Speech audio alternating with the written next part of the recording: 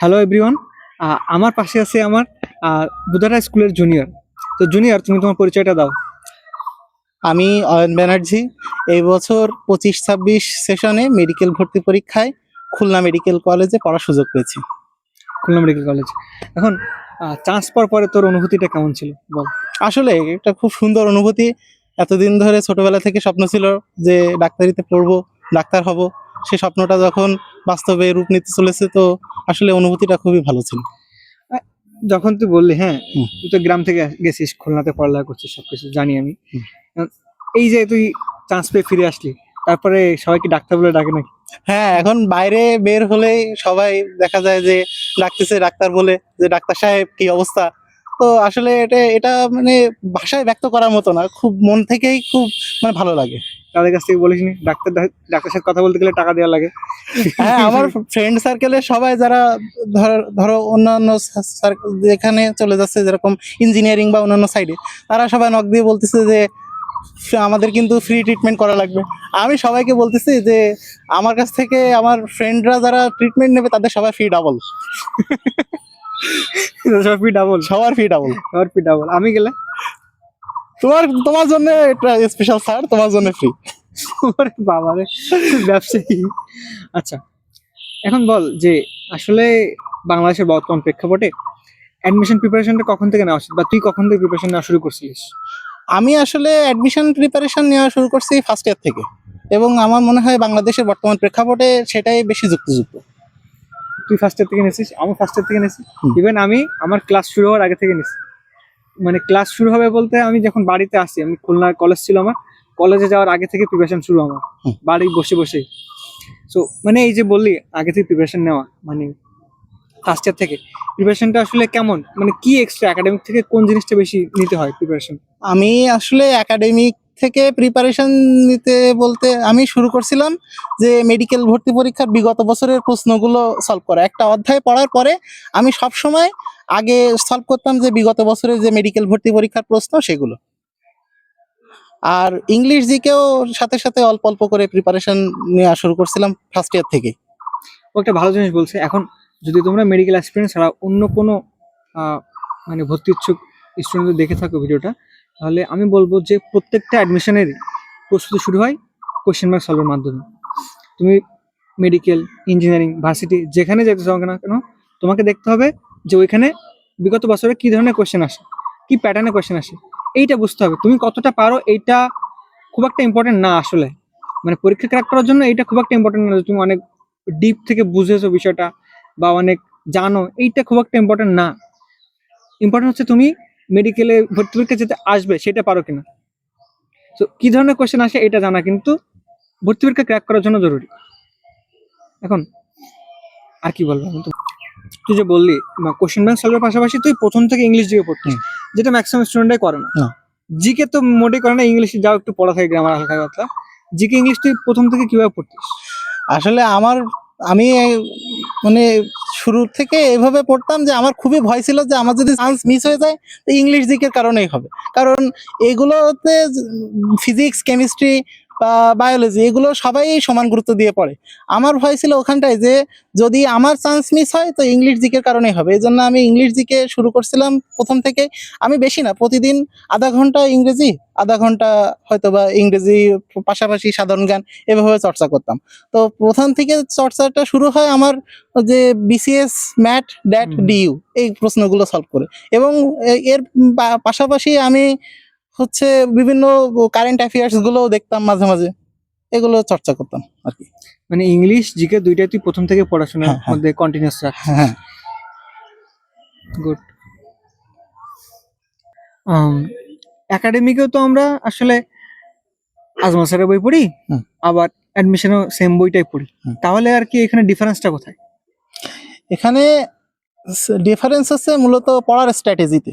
স্ট্র্যাটেজিতে? হ্যাঁ, আমাদের একাডেমিকে অনেক সময় যে প্রশ্নগুলো লেখা লাগে এর জন্য আমাদের কিছু কিছু জিনিস বাড়তি মনে রাখা লাগে, কিন্তু অ্যাডমিশনে প্রশ্ন কিন্তু সবসময় স্পেসিফিক কিছু জায়গা থেকে হয়। তো স্পেসিফিক জায়গাগুলো বারবার মার্ক করে পড়াটাই হচ্ছে গুরুত্বপূর্ণ। Good good. তো অ্যাডমিশনে মূলত এটা একটা ট্রাম্প কার্ড হিসেবে কাজ করে যে আমি একই বই একজন একইভাবে একরকম ভাবে পড়তেছে, আমি তার থেকে সুন্দরভাবে গুছায় যদি পড়তে পারি তাহলে সেটা আমাকে বেশি হেল্প করবে বলে আমি মনে করি। এখন তুই কি আসলে মানে নিজে পড়ার পাশাপাশি কোনো প্রি মেডিকেল বা এই ধরনের কোনো কোর্সে আর কি এনরোল ছিলি কিনা আগে থেকে? হ্যাঁ, আমি প্রি মেডিকেল করছি ফার্স্ট ইয়ার। এখন প্রি মেডিকেল যদি করে থাকিস তাহলে প্রি মেডিকেলটা মানে একটা মিথ আছে বলা যায় যে প্রি মেডিকেল করলে এইচএসসি খারাপ হয়, প্রি মেডিকেল করলে আর কি একাডেমিকে খুব একটা ভালো রেজাল্ট করা যায় না। এইটা নিয়ে তুই কি বলবি? না, এটা আসলে একটা কমপ্লিটলি একটা রিমার। কারণ হচ্ছে প্রি মেডিকেল করাটা একাডেমিকের পাশাপাশি এখন বর্তমান সময়ের প্রেক্ষিতে খুবই গুরুত্বপূর্ণ হয়ে গেছে, কারণ সবাই এখন কম্পিটিটিভ, আর সবার ভিতরে কম্পিটিশনে টেকার জন্য আগে থেকে আমার প্রিপারেশনটা গোছানো থাকলে খুবই ভালো হয়। যে কাজটা করা হচ্ছে আমাদের প্রি মেডিকেল, এখন একজন যদি প্রি মেডিকেল করে সব কিছু গুছায় রাখে আর আরেকজন সে গুছায় রাখতে পারতেছে না, তাহলে অবশ্যই দুইজনের যদি একটা রেস হয় তাহলে যে গোছায় রাখছে আগে থেকে সে বেশি এগিয়ে থাকবে। প্রি মেডিকেল করলে কি আমার এইচএসসি খারাপ হয়? মোটেই না।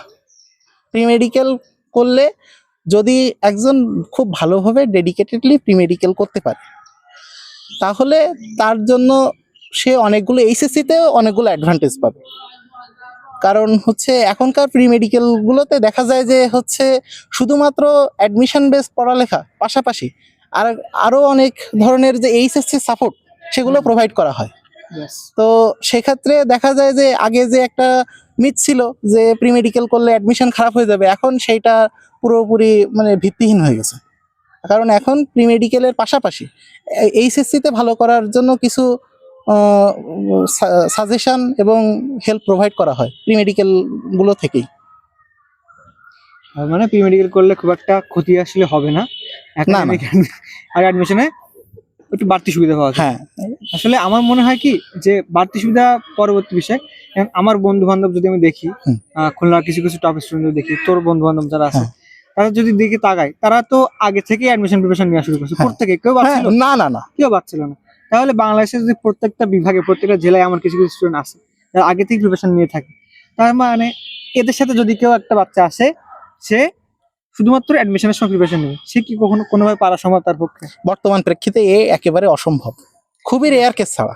খুবই আর কিছু এখন প্রি মেডিকেলে তুই যে বললি tram card GK English, GK English নিয়ে আগে একটা কথা ছিল যে মানে আমি শুনতাম যে জিকে ইংলিশ যারা ভালো পারে তারা ভালো মেডিকেলে চান্স পায়, উপরের দিকে চান্স পায়। কিন্তু এখন বিষয়টা এমন হয়ে গেছে যে জিকে ইংলিশ যারা পারে তারাই মেডিকেলে চান্স পায়, জিকে ইংলিশ না পারলে সে মেডিকেলেই চান্স পায় না, এমন একটা অবস্থা শুরু হয়ে গেছে। কারণ আমি তোর সামনে মনে কয়েকজনকে রিপ্লাই দিছি যে 27 ব্যাচ, তাদের এখন ফার্স্ট ইয়ার, তারা বলছে ভাই জিকে কোন বই পড়বো, কিভাবে পড়বো, কি এখন কোন বই পড়লে হয় কি না, এটা তুই একটু বল। যে ইংলিশ যদি আমি বলি, ইংলিশ কিভাবে পড়া উচিত, কোন বই পড়া উচিত? ইংলিশ আমি মূলত প্রথম দিকে পড়তাম যে ম্যাট, ড্যাট, বিসিএস আর ডিইউ, এই কোর্সগুলো যখন আমার এমন একটা স্টেজে নিয়ে যেতে পারছি যে কোনটা আমি একটা প্রশ্ন দেখার পরে যদি আমি বুঝতে পারি যে এটা এই ডিইউ এর প্রশ্ন বা এটা ম্যাটের প্রশ্ন বা এটা ড্যাটের প্রশ্ন, তারপরে আমি যখন এইগুলো শেষ করছি ভালোভাবে, তখন আমি মূলত ইংলিশের জন্য সলভ করতাম হচ্ছে মাস্টার বইটা সলভ করতাম। আর জিকে এর জন্য আমি মেইনলি করছি MP3, সাথে সাথে আমার জয়কলির যে মেডি জিকে বইটা এটা সলভ করছিলাম। অ্যাপ্রোচটা কেমন ছিল, মানে কিভাবে পড়তিস প্রতিদিন? আমার অ্যাডমিশনে আমি যে ইংলিশ জিকে অতটা মানে পড়িনি, তার আগে আমি মোটামুটি একটু গুছাই রাখছিলাম, এটা আমি একটা অ্যাডভান্টেজ পাই। তো আমি মূলত দেখতাম, তা আমার মার্ক করা ছিল যে আমার এইগুলো সমস্যা হয়। আমার আমার একটা 100টা প্রশ্ন পড়লে দেখা গেল যে আমার তার ভিতরে 20টা প্রশ্ন বা 30টা প্রশ্ন বারবার ভুল যাচ্ছে, আমি সেগুলো মার্ক করে রাখতাম। পরবর্তীতে দুইবার দেখা গেল যে আমি 100টা প্রশ্ন সম্পূর্ণ সলভ করেছি। তারপরে দুইবারের পরে তিনবারের বার যখন আমি সলভ করতে যাব, তখন আমি ওই 30টা প্রশ্ন মার্ক করে যেগুলো রাখছিলাম ওগুলোই সলভ করতাম। এটা ভালো স্ট্র্যাটেজি যে আমি যখন পড়বো আমার চেষ্টা থাকবে সবসময় যে আমি পড়ালেখাকে আমি কিভাবে কমায় নিয়ে আসবো। মানে আমার পড়ার পরিধি এত বেশি, জিকে ইংলিশ যদি আমি ধরি অনেক বেশি, অনেক ভাস্ট। মাস্টার বইতে এমনি এমন মোটা, আর MP3 যদি 2টা খণ্ড নেওয়া হয় তাও এরকম বেশি হবে। আর রিসেন্ট যদি যোগ করা হয় তাহলে পড়া শেষ নেই। চেষ্টা করতে হবে সবসময়, শুধু জিকে ইংলিশ না, বায়োলজি, কেমিস্ট্রি সব ক্ষেত্রেই আমি একবার যে জিনিসটা পড়ছি সেই জিনিস পড়তে যেন পরের বার আমার কম সময় দিতে হয়, আমি যেন পরের বার কম জিনিস পড়ি, চেষ্টা করতে হবে সবসময় কম্প্যাক্ট করার, হ্যাঁ। সবসময় কম্প্যাক্ট করা, কমাই নিয়ে আসে আমি কি পারি কি পারি না, এইটুকু বুঝতে হবে। যে আমি কতটা পড়তেছি দিনে, এর থেকে বেশি গুরুত্বপূর্ণ যে আমি গুরুত্বপূর্ণ যেগুলো জিনিস সেগুলো কতটা কম্প্যাক্ট ভাবে অল্প সময়ের ভিতরে পড়তে পারতেছি। আচ্ছা অয়ন, একাডেমি প্লাস অ্যাডমিশন এই দুইটার সময় সবচেয়ে ডিস্ট্রাক্টিং জিনিস কোনটা ছিল? Phone addiction phone addiction. Obviously. Phone addiction এটা আসলে তোর না, এটা সবারই কম বেশি, আমারও হয় ও অন্যান্য যারা স্টুডেন্ট আছে তাদের কম বেশি এখন সবারই আর কি ডিস্ট্রাকশন থাকে অল্প। তা কোন লেভেলে ছিল আর কি, মানে স্ক্রিন টাইম কতক্ষণ ছিল? আমার স্ক্রিন টাইম আসলে এটা শুনলে অনেকে বিশ্বাসও করতে চায় না।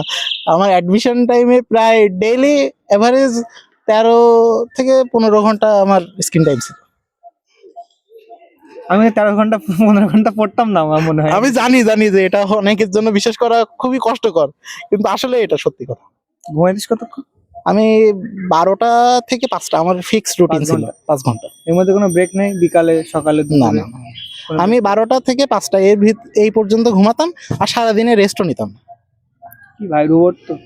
আচ্ছা তা তো এই যে 12 ঘন্টা 4 ঘন্টা স্ক্রিন টাইমে এই সময়টাতে তুমি ফোনে কি কি করতে? ফেসবুক চালাতাম সব সময়। ফেসবুক? মেইনলি ফেসবুক চালাতাম, আচ্ছা, আর হচ্ছে অনলাইন এক্সাম দিতাম। এই রেশিওটা কেমন? ফেসবুক প্রায় আমার এভারেজ 5 থেকে 6 ঘন্টা, আর বাকিটা এক্সাম।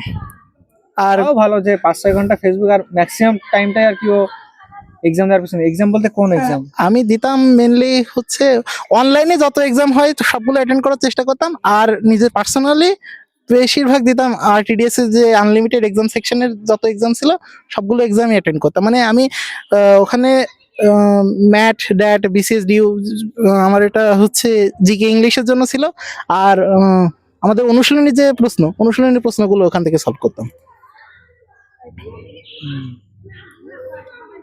তো ফোন অ্যাডিকশন তো তুই আমারে বললে আমি পরামর্শ করছিলাম না আমরা? হ্যাঁ, আমি হচ্ছে তোমার বাসায় গেছিলাম, এখন মনে আছে যে দাদা আমার স্ক্রিন টাইম এরকম বেড়ে যাচ্ছে, সেকেন্ড ইয়ারের লাস্টের দিকে হয়তোবা। মনে নেই। হ্যাঁ সেকেন্ড ইয়ারের লাস্টের দিকে আমার মনে আছে। তো ওই সময় আমি বলছিলাম তোমার যে কিভাবে স্ক্রিন টাইম কমানো যায়। তো ওই দিন তোমার কাছ থেকে বাসায় আসার পরে, তোমার বাসা থেকে বাসায় আসার পরে আমি করছি কি যে একটা কাগজে চিরকুটে লিখছি যে you are committed to someone for something. তো সেটা এরকম ভাবে আমার টেবিলের সামনে আমি এভাবে লাগিয়ে রেখেছিলাম। তো লাগিয়ে রাখার পরে ওটা হচ্ছে আমার বাসায় যারা আসতো তারা অনেকে শুনতো যে এই এটা কি কি জন্য লিখছিস। আমি বলতাম যে ভাই ওটা এখন বলা যাবে না। তো তাদের একটা সাসপেন্সের ভিতরে রাখতাম আর কি, আর নিজেও একটা সাসপেন্স হতো। ওটা যখন কেউ শুনতো যে এটা কি জন্য লাগাইছিস, তো খুব মজা লাগতো। তো আসলে ওটা শুধু ভাববে কি যে মানে আমি আমার গার্লফ্রেন্ডকে কমিট করছি যে আমি তোমাকে চান্স পাবো, তারপর তোমার কাছে প্রপোজ করবো, সবাই এটাই ভাববে। সে যেটা যে ভাবো। গার্লফ্রেন্ড আছে? আরে না আমাদের কি বলে, আমাদের কি এসব থাকে? থাকে না? না আমরা ভালো ছিল না। আমি খারাপ? না তোমার কি আছে? তোমারও তো নাই। না, নেই। তাহলে আচ্ছা আমি দুজনই ভালো। হ্যাঁ। তারপরে তো হচ্ছে আমি ওটা লাগাই রাখছিলাম, শুধু লাগানোর ভিতরে সীমাবদ্ধ ছিল। অনেক কষ্ট করছি ওর পরে আমি 3 দিন ফোন হচ্ছে আমার একটা লকার ছিল, লকারের ভিতরে আটকায় রাখতাম। তো তারপরেও সেই ফোন লকারেই হাত চলে যেত 15 মিনিট 20 মিনিট বা আধা ঘন্টার পরে লকারে আপনি হাত চলে যেত। ভালো। আচ্ছা পরীক্ষা হলে বের হওয়ার পরে তোর অবস্থা কেমন ছিল? পরীক্ষা হলে বের হওয়ার পরে এক্সপিরিয়েন্স থেকে আরো একটা ইন্টারেস্টিং জিনিস একটু বলি। পরীক্ষা হলে পরীক্ষার হলে ঢুকছি, তো আমার সিট পড়ছিল মহিলা কলেজে। তো ওখানে আমি যেখানে সিট খুঁজে বসে পড়লাম। বসে হচ্ছে আমার পাশে দেখলাম যে একটা ছেলে বসে, আর রাহাত ভাই একটা ওই সময় ভিডিও বানাইছিল যে হয়তোবা তোমার পাশে যে বসবে সে যদি শোনে তোমার প্রিপারেশন কি, তাহলে বলবা যে হচ্ছে ইঞ্জিনিয়ারিং প্রিপারেশন। আমি ওই ভিডিওটা আগের দিন রাত্রে দেখছি। আমি এত পরিমাণে ভিডিও দেখছি, মানে ওই সময় এত পরিমাণে ফোন চালাইতাম, এই ভিডিও রাত্রে ছাড়ছে তাও মিস যায়নি আমার। তো এখন আমি ওটা দেখছি, আমার কাছে যথারীতি শুনতেছে যে ভাই প্রিপারেশন কিসের। আমার এক পাশে বসছে একটা ছেলে, আর আর আর এক পাশে বসছে একটা মেয়ে। তো দুইজনই সেম কোশ্চেন করছে। তো আমি বলতেছি যে আমি ইঞ্জিনিয়ারিং অ্যাসপারেন্ট, এখানে একটু গায়ে হাওয়া লাগাইতে আসছে আর কি।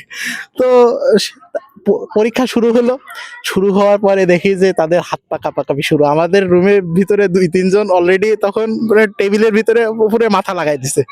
আমি তো দেখতেছি যে এদের কি অবস্থা, আমারও অবস্থা খুব একটা ভালো না, টেন্স অনেক। তো দাগাইতে দাগাইতে আমার 45 মিনিটে দাগানো মোটামুটি শেষ। তখন আশেপাশে তাকায় দেখছি এদের অবস্থা খারাপ। তো এরা হচ্ছে আমার কাছে শুনতেছে যে শুনছে তো মানে কয়েকটা শুনছে যে তোমরা এরকম তুমি দাগাইছো কি কি। আমি বলছি ভাই আমারটা শুনে দাগাই তো লাভ নাই, আমি ইঞ্জিনিয়ারিং অ্যাসপিরেন্ট, তো বেটার হবে যে তুমি নিজের বুদ্ধিতে এটা দাগাও। তো তারপরে আর তারা শুনিনি কিছু। তো এখন বের হয়ে আসতেছি, বের হয়ে আসার পরে দেখি কিছু অতি উৎসাহী পোলাপান তো সব জায়গায় থাকে, তো তারা বের হয়েছে এই প্রশ্নে 80 কাটমার্ক শিওর। আমি বলছি আমার তো 80 হবে না, তাহলে কি গেল, তাহলে কি গেল। আমি এই বলতে বলতে বাইরে বের হচ্ছে, আমার এক দাদা বাবু আমার ওই দিন পরীক্ষা দিতে নিয়ে গেছিল, তো সে বাইরে এসে শুনতেছে যে কি অবস্থা। আমি বলছি, এখন তো কিছু বলতে পারতেছি না, বাসায় যে আগে একটু এটা রিচেক করে দেখতে হবে। তো বাসায় এসে আমি মানে পাইচারি করতেছি আর শুধু ভাবতেছি যে কখন দিবে সলভ শিট। Solve কখন দিবে? হ্যাঁ, সলভ শিট কখন দিবে, মানে একটা জায়গায় না মিলাইতে পারলে অন্তত মাথা ঠান্ডা হচ্ছে না। তো বাসায় আসার পরে হচ্ছে মিলাইছি, কয়েক জায়গায় মিলাই দেখলাম যে সব জায়গায় মিলে ওই 77, 78, 79 এরকম হচ্ছে। তো আমি ধরছিলাম 78, তো আমার আসছে 77.25। যাই হোক, কাছাকাছি। হ্যাঁ কাছাকাছি আসছে। তো এইভাবে হচ্ছে মেডিকেল অ্যাডমিশনটা মানে শেষ হলো। তারপরে তো 15 তারিখ রেজাল্ট দিলে, রেজাল্ট পাওয়ার পরে তো দেখাই গেল সব। প্রথম থেকে কি মেডিকেল অ্যাসপিরেন্ট নাকি? আমি আসলে মূলত মেডিকেলে আসছি ইঞ্জিনিয়ারিং এর ভয়তে। ইঞ্জিনিয়ারিং প্রথমে আমার হচ্ছে ছোটবেলা থেকে, তুমি তো জানো আমি ছোটবেলা থেকে ইঞ্জিনিয়ারিং এর প্রতি একটা প্যাশন ছিল আলাদা রকমের, বুয়েট ছাড়া পড়বো না এরকম একটা ডেডিকেশন ছিল। তো যখন মেডিকেলে খুলনায় যখন শুরু করলাম পড়ালেখা, তো শুরু করার পরে আমি প্রথমেই যে কিনে নিয়ে আসছিলাম ইঞ্জিনিয়ারিং এর প্রশ্ন ব্যাংক। ইঞ্জিনিয়ারিং প্রশ্ন ব্যাংক নিয়ে উল্টাতে শুরু করলাম প্রথম থেকে, কিছুদের উল্টায় আমি বুঝতে পারছি যে আমার দ্বারা সম্ভব না এত কষ্ট করা।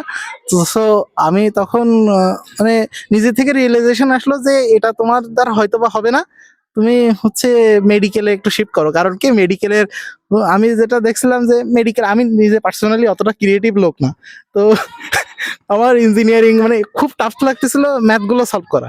তো সেজন্য আমি শিফট করলাম মেডিকেলে। মেডিকেলে দেখে দেখলাম যে খুব একটা বেশি মানে পড়ালেখা নেই, অত একটু কম পড়লেও হবে আর কি।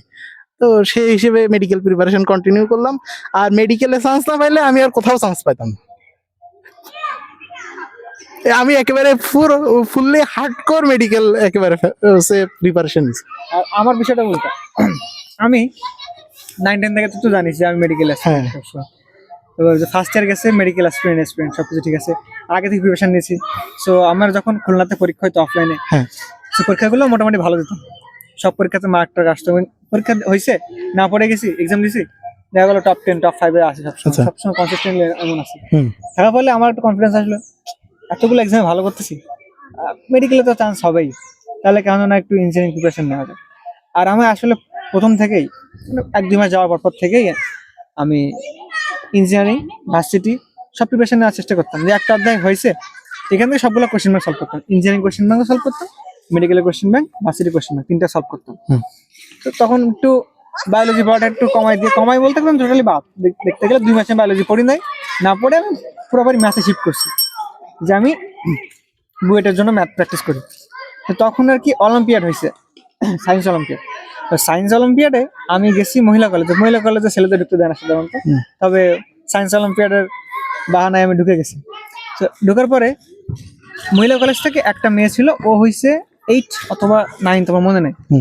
আর বাকি 8 জন হচ্ছে তোর কলেজ, সিটি কলেজ। হ্যাঁ, বাকি 8 জন সিটি কলেজ, যে কলেজে আমি চান্স পাই না, সব ট্যালেন্টেড পোলাপান ওখানে চান্স পাই। আর যখন ফার্স্ট দিবে, তখন ফার্স্ট দেওয়ার আগে সবাই দেখতেছে যে সিটি কলেজটা সব শেষ হয়ে গেল, তাহলে ফার্স্ট কি হয়েছে। তখন ফার্স্ট হয়েছে আমার নামটা অ্যানাউন্স করলো। হ্যাঁ, আমি যখন গেছি পুরস্কার নিতে, তখন যে পুরস্কার দিবে সে আমাকে বলে তুমি সুন্দরবন কলেজ থেকে পড়ে আসছো। তার বিশ্বাস হয়েছে না যে আমি সুন্দরবন কলেজ থেকে পড়ে আসছি। এখন তারপর কিছুদিন পরে 1-1.5 মাস পরে আমার অলিম্পিয়াড হয়েছে কার্জন হলে ঢাকায়। এখন ঢাকা কার্জন হলে যখন আমি পরীক্ষা দিব, ওই প্রথম ঢাকায় আসে, তার আগে কোনদিন ঢাকায় আসেনি। ঢাকা পরীক্ষা দিতে আসছি, পরীক্ষা দিতে এসে দেখি মানে প্রথমে এতগুলো স্টুডেন্ট দেখি আমি একদম এরকম হয়ে গেছে। হ্যাঁ, যে স্টুডেন্ট এত স্টুডেন্ট পরীক্ষা দিবে আমার সাথে। এখন যখন ওই কোশ্চেন হাতে পেলাম তখন তখন বুঝতে পারলাম যে আসলে এই পরীক্ষাগুলোর জন্য আলাদা বই আছে, সেগুলো পড়ে আসা লাগে ভালো করতে গেলে। সো ঠিক আছে, আমি ফিজিক্স কেমিস্ট্রি পারি না ঠিক মতো, কিন্তু বায়োলজি কোশ্চেন 25টা কোশ্চেন আসছে, 25টাই কমন, সবগুলো এমসিকিউ আসছে। আমার তো পারার কথা, কিন্তু আমার ম্যাক্সিমাম 5টা হয়েছে। আচ্ছা, কিন্তু তখন আমি আসলে বুঝতে পারলাম যে ওই যে ওভার কনফিডেন্ট হয়ে গেছি, আমি তো পারবোই, 2 মাস পড়ি নাই, আবার আমি প্রিপারেশন নিয়ে আসছি অলিম্পিয়াডের জন্য, তখনও বায়োলজি পড়ি নাই। সো তারপর ফলপ্রেক্ষিতে আমি পারি নাই। তখন বুঝলাম যে আমার পক্ষে 3টা জায়গাতে চান্স পাওয়া পসিবল আর কি, কিন্তু কোনো জায়গাতে ভালো পজিশন আসবে না। সো এই জন্য আমি পরবর্তীতে পুরোপুরি মেডিকেলে শিফট করি। আমার কাহিনীটা এরকম ছিল। আচ্ছা। তো আমরা তো এখান থেকে তাহলে দেখতে পাচ্ছি যে আমরা দুইজন প্রায় মানে দুটো ভিন্ন দিকে যাত্রী আর কি। কারণ তোমার অ্যাম্বিশন ছিল যে মেডিকেলে চান্স পাবে, কিন্তু তুমি তো সব দিক থেকে সমান প্রিপারেশন নিয়েছিল। কিন্তু আমি প্রিপারেশন নিয়েছিলাম একেবারে পুরোপুরি মেডিকেলের। আমার বাবা মা বাড়ি থেকে অনেক সময় বলছে যে তুই হয় ইঞ্জিনিয়ারিংটাও একটু টাচে রাখ। So, আমার দ্বারা ইঞ্জিনিয়ারিং সম্ভব না, ভার্সিটিও সম্ভব না, যদি হয় মেডিকেল হবে, না হলে আমার সেকেন্ড টাইম দেওয়া লাগবে আবার। তো যাই হোক, এটা মানে খুবই একটা মানে ভালো জিনিস হয়েছে যে আমার সেকেন্ড টাইম দেওয়া লাগেনি, কারণ সেকেন্ড টাইমে তো অনেক প্যারা, এটা আমার পক্ষে বেয়ার করা পসিবল হতো কিনা সেটা জানি না আর কি। হ্যাঁ, আচ্ছা, তুই যে বললি একটু আগে ফোন অ্যাডিকশনের কথা, হ্যাঁ। ফোন অ্যাডিকশনে তুই এক্সাম দিচ্ছিস আনলিমিটেড, হ্যাঁ। আরটিডিএস এর সবচেয়ে বেস্ট জিনিসটাই, সবকিছু ঠিকঠাক আছে কম বেশি, আমিও স্টুডেন্ট ছিলাম, জানি সব ফিচার সম্পর্কে। হ্যাঁ। বা তোর কাছে কোনটা সবচেয়ে বেস্ট মনে হয়? আরটিডিএস এর বিষয়ে বলতে গেলে বেস্ট যে জিনিসটা সেটা হচ্ছে এদের টিচার প্যানেল এবং মেন্টরশিপ, যে মেন্টর যারা আছেন তারা আর কি। আর এক্সাম সিস্টেমের কথা তো আমি বলছি। আর আমি মেনলি রাহাত ভাইয়ের ওখানে যে ন্যানো মেডিকেল যে কোর্সটা আছে, এই কোর্স দেখে পুরো একেবারে পুরো ফ্যান হয়ে গেছিলাম আরটিডিএস এর। তো এখানে ক্লাসগুলো এত কম্প্যাক্ট, মানে এত সুন্দরভাবে ক্লাসগুলো নেওয়া। আমি ন্যানো মেডিকেল কোর্সের প্রায় সবগুলো ক্লাসে করছি।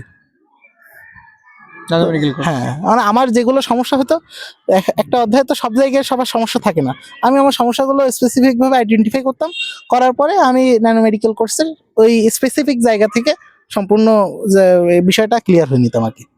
তো এটা আমার জন্য অনেক হেল্পফুল ছিল। জুনিয়র উদ্দেশ্যে কোনো পরামর্শ দিবি? জুনিয়রদের উদ্দেশ্যে যে পরামর্শটা দেবো, যে আর যাই করো আমার মতো ফোন স্ক্রল করো না সারাদিন। হ্যাঁ, এটা কিন্তু মানে অনেক ডিস্ট্রাকটিভ। আমার মাঝে কনফিডেন্স লো হয়ে গেছিল এই কারণে যে আমার শুধু বারবার মনে হতো যে আমি এত যে ফোন চালাচ্ছি আসলে কি চান্স পাবো। তো এই অনিশ্চয়তার ভিতরে যদি ভুগতে না চাও, তো ফোনটা একটু স্যাক্রিফাইস করো। হ্যাঁ, ঠিক আছে। আর ঠিক আছে, ঠিক আছে, আজকে আমার আলোচনা এখানে সমাপ্ত রাখি। হ্যাঁ। যদি কোনো কোশ্চেন থাকে তোমরা কমেন্টে জানাতে পারো। আমার দুইজনের জন্য দোয়া করো, ঠিক আছে? হ্যাঁ, সবাই